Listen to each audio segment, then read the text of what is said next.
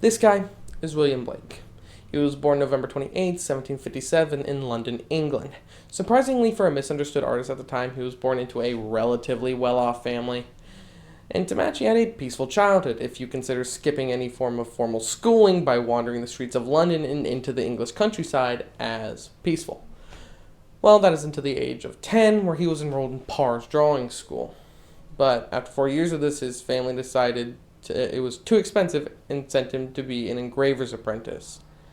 Personally, I wouldn't have stopped the kid from doing anything he didn't want to do because he literally predicted his first candidate to be his engraving teacher would hang. And then he did. At 21, Blake left his apprenticeship and enrolled in the newly formed Royal Academy. And while doing all this, the man was writing poems, and thanks to his friend John Flaxman, Blake was introduced to the blue-stocking Harriet Matthew. And with both of their support, Blake published his first book, a thin volume of poems, under the title Poetical Sketches. However, we aren't here to talk about him, and trust me, I could talk a lot more about some of his extracurricular activities, like his relationships, his controversial political protesting, and the fact that he literally believed his dead brother's spirit lingered with him and inspired most of his art. We're here to talk about The Sick Rose. Originally published in the Songs of Innocence and Experience as the 39th Plaint in 1794, A Sick Rose is often referred to as Blake's most well-known poems because of its vague themes, and which lead people to give various explanations to the deeper meaning of the poem. Here's the poem so you can get a better understanding. Can I get some mood lighting? Maybe some smooth jazz? Thank you. O Rose, thou art sick, the invisible worm that flies in the night. In the howling storm he has found out thy bed of crimson joy, and his dark secret love does thy life destroy. Thank you. Many people take a literal approach to breaking down this poem. They see the word love and go, that's probably what the poem's about. And they wouldn't be unfair to think so. Roses are definitely associated with romance and the like. Crimson, a color often associated with passion and love, and joy, which means joy. Could it be a happy love? And his dark secret love could mean something of a taboo or secret lover. Spicy. But what's the deal with that invisible worm flying through the night? Does this worm think he's an eagle? And what about the howling storm and thy life being destroyed? Not really romantic. I assure you, if you pull the thy life be destroyed at your next Tinder date, it isn't going to second base. So what do those things mean in the context of love? Well, what if it's a more sinister love? Trigger warning, this section may contain material that might be offensive or disturbing to some. What if the poem is about a rape?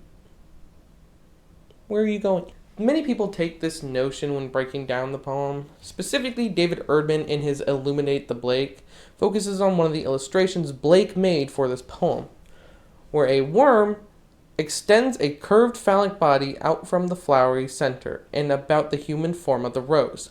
The girl's face registers desperation, and we see the sharp proboscis of the worm turning out from below her dress and is about to attack her. Now, I will not lie, this is a very grim interpretation of the poem, but can we really take the context of the engravings Blake made himself as evidence in breaking down the poem?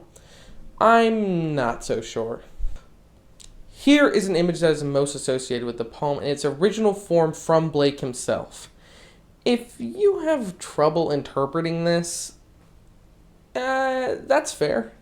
It's inherently unclear.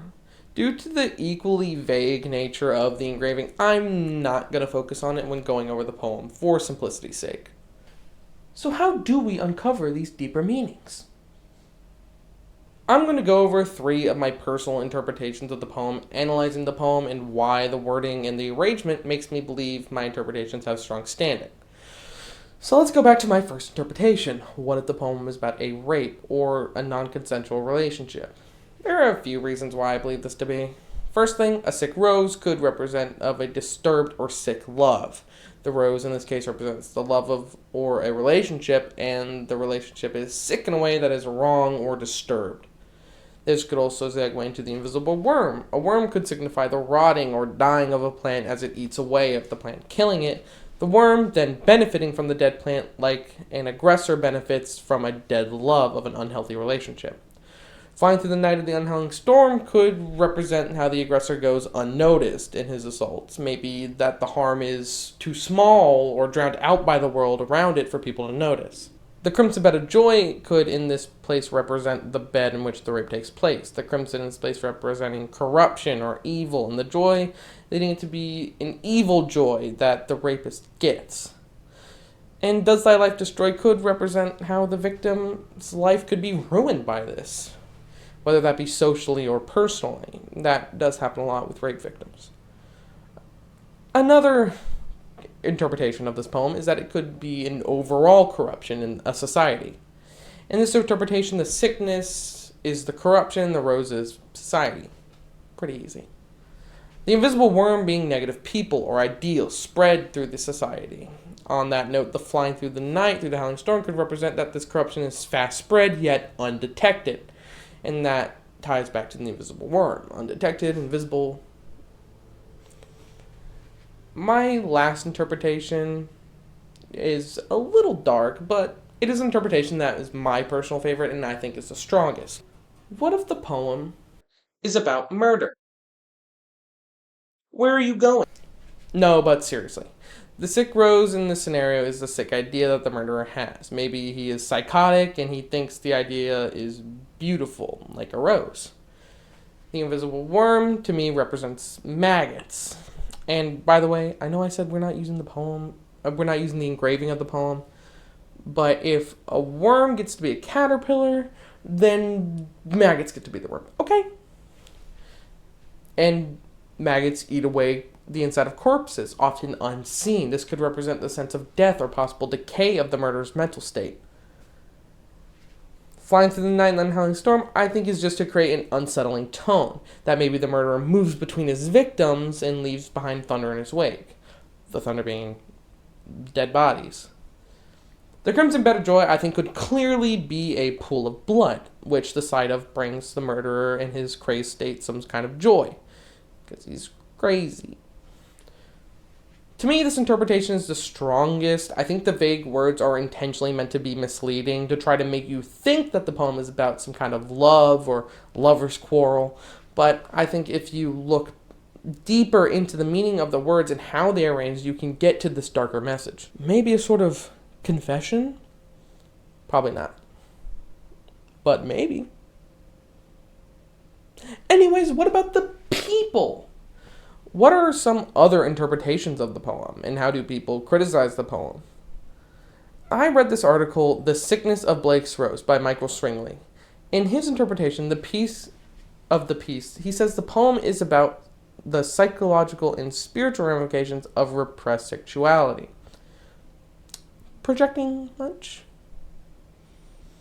Nah, but seriously. Stringley suggests that the invisible worm symbolizes the destructive force of suppressed sexual desire, in which, when denied healthy expression, manifests into the corruption in the individual. People with similar interpretations of the poem, which is a popular view to have on the poem, may criticize the poem for its overall anti-Christian ideology stance on sexual activities. Many believe that Blake's stance is that it is hypocritical that the church tries to condemn sexual acts in this way, as denying yourself sexually, you're more likely to experience psychological turmoil and moral decay, which I think is a little extreme,